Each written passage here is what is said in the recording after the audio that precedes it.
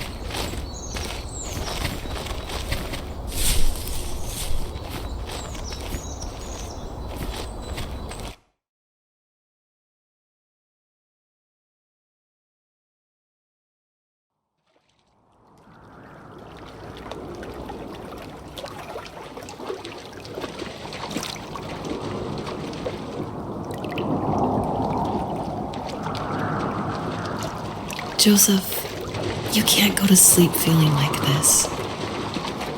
I'm sorry for everything, and I know you need space, but I'm here for you. You don't need to feel so lost. Joseph, have I ever told you what my mother was like?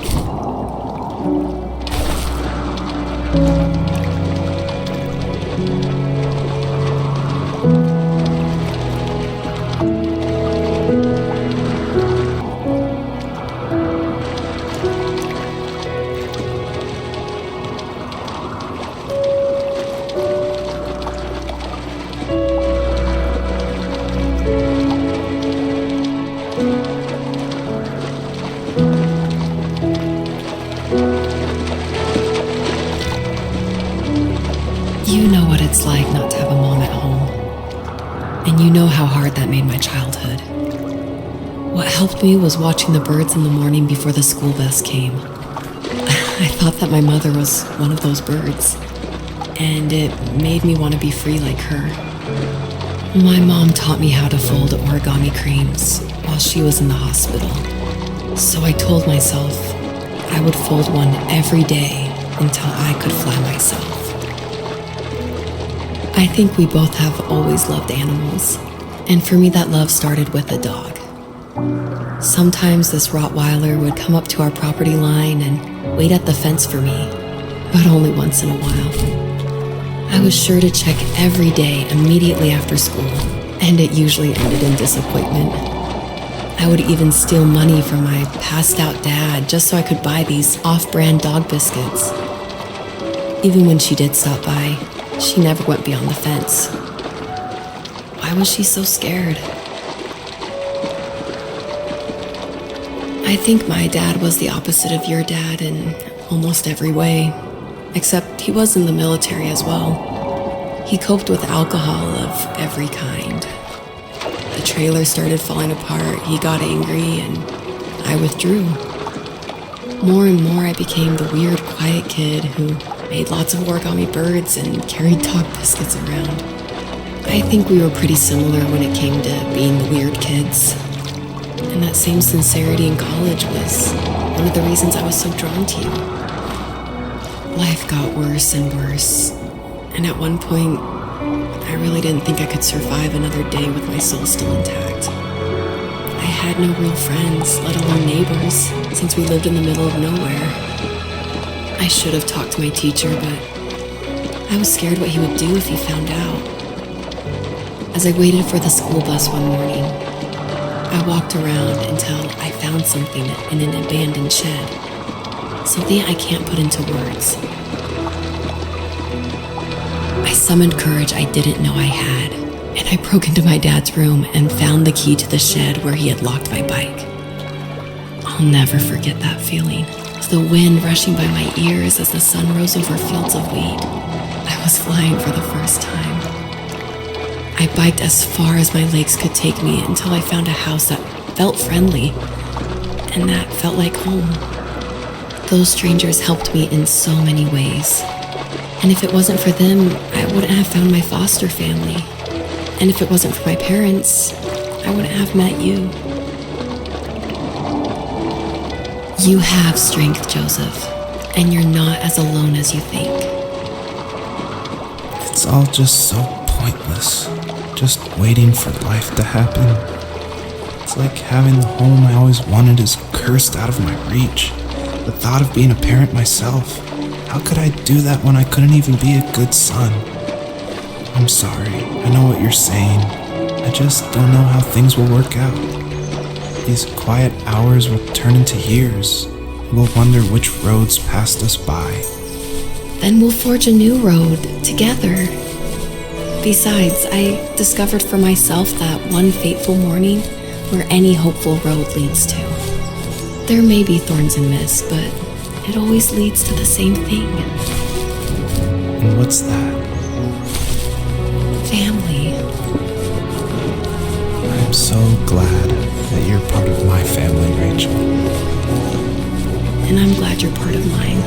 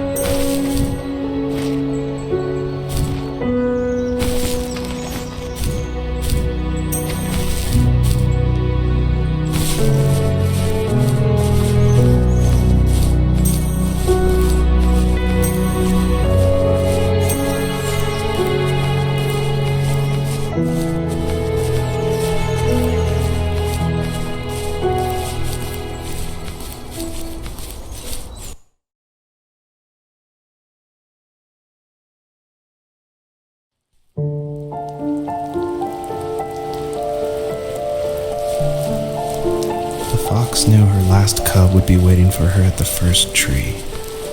She was almost there. The rain cascaded onto the jade valley where the entrance to the tree was. Life was protected there, because that's where life began. It was now only a mother and a daughter left. Items from my life still dotted the ground as she moved closer to her destination and destiny.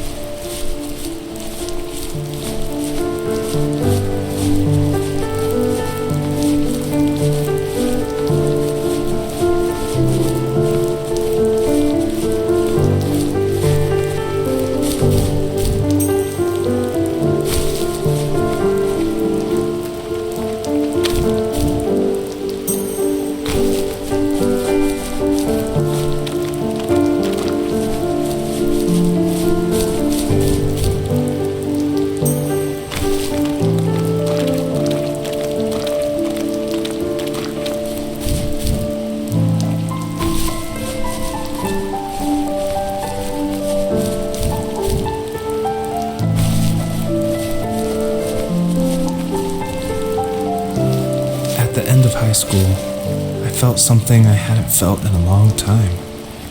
Drive. I looked into the best architecture schools on the West Coast, then got a dose of reality when looking at other students' portfolios and the high cost of tuition. I still wanted to be something, to be the next Alvaro Siza, and to make those thousands of sketches worth something in my grand history. But now even an internship sounds impossible. Siza helped me understand how essential emotion is in architecture, and he also said light is the real composer of space. I like to think these glints of light, like not finding a job or even a strange dream about a fox, are something I should be thankful for, even if the illuminated space is something I'm less than comfortable with.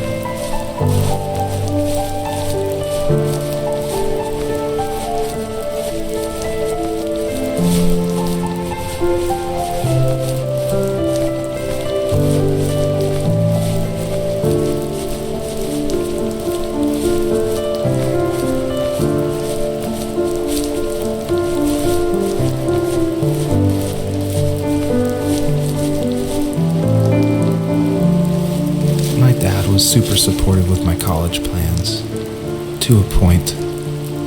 Things were okay until this terrible accident happened. I guess a forklift flipped over due to a bad axle, and it crushed one of the workers there. My dad didn't eat for days, even though he wasn't directly involved. It devastated him.